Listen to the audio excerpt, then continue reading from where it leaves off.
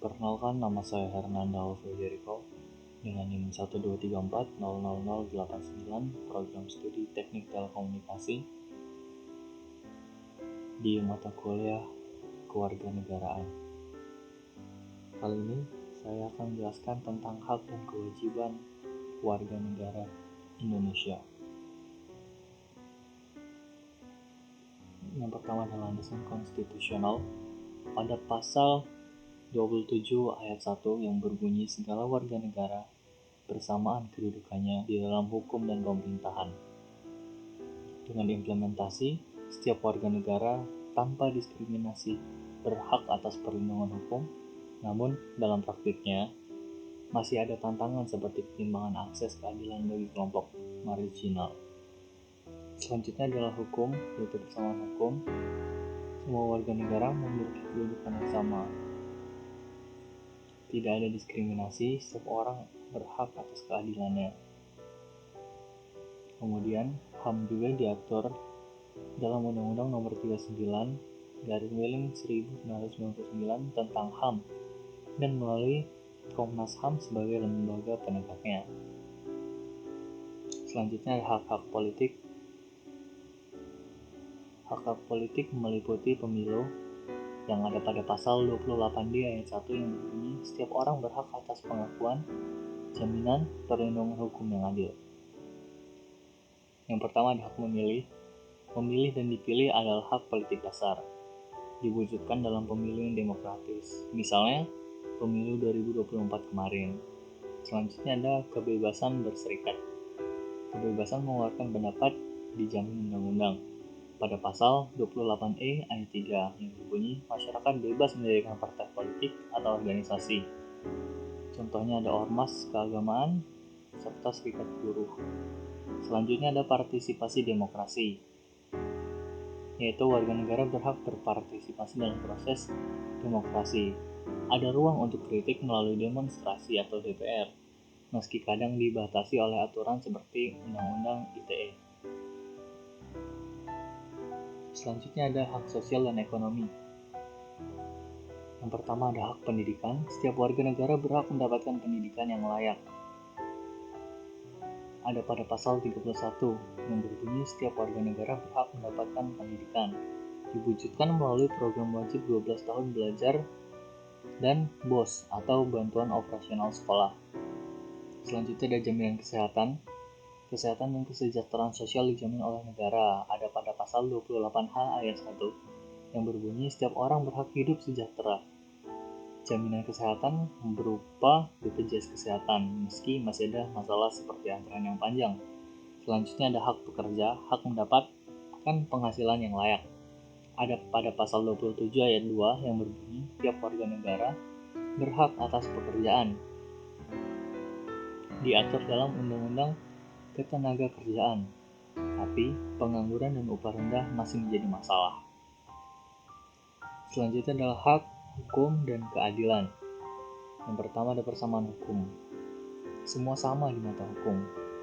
Ada pada pasal 27 ayat 1. Kemudian ada beberapa contoh seperti yang kemarin, korupsi, pejabat versus rakyat kecil sering dianggap tidak adil karena hukum di Indonesia masih memberatkan pada rakyat dan meringankan pejabat. Selanjutnya adalah pengadilan yang adil. Ada pada pasal 28D ayat 1 di mana hak mendapatkan pengadilan yang adil. Masih ada tantangan seperti mafia peradilan atau kasus salah tangkap yang ada di Indonesia. Selanjutnya ada perlindungan dari diskriminasi.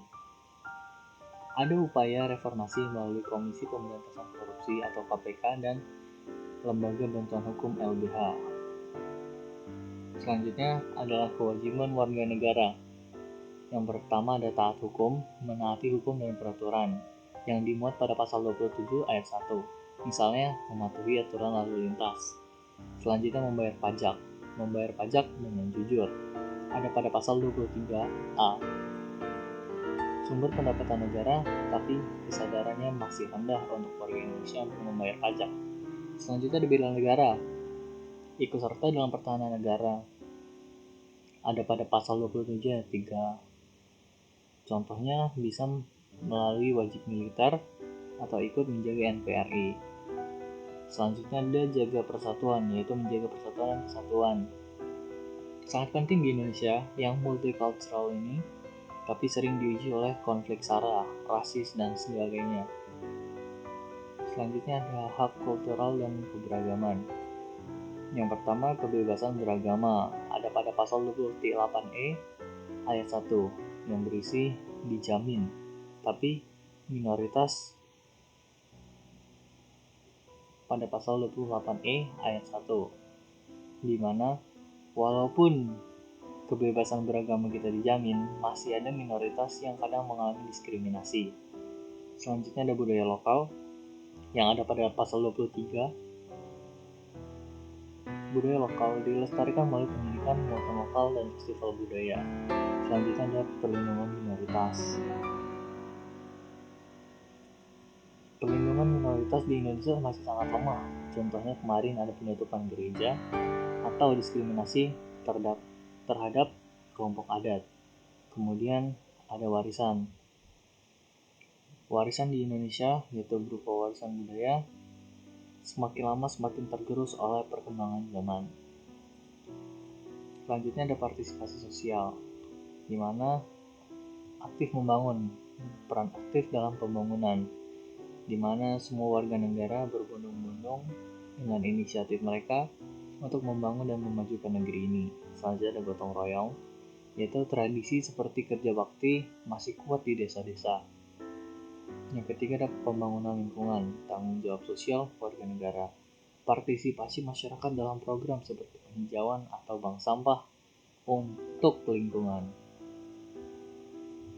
Selanjutnya ada tantangan dan perkembangannya. Yang pertama ada perkembangan HAM. Dari era Orde Baru atau represif ke reformasi yang lebih terbuka. Tapi pelanggaran HAM masa lalu seperti 1965-1998 belum tuntas hingga kini. Kemudian ada pun upaya penegakannya, ada Mahkamah Konstitusi yang menguji undang-undang terhadap undang-undang besar, serta Komnas HAM. Selanjutnya, tantangan global, misalnya tekanan internasional soal HAM Papua atau isu sustainability tentang lingkungan. Berikut kesimpulannya, hak dan kewajiban. Pentingnya keseimbangan hak dan kewajiban. Kemudian komitmen bersama untuk mewujudkan masyarakat adil, peran warga negara untuk membangun bangsa. Indonesia memiliki kerangka hukum yang kuat di Undang-Undang 1945 untuk menjamin hak dan kewajiban warga negara.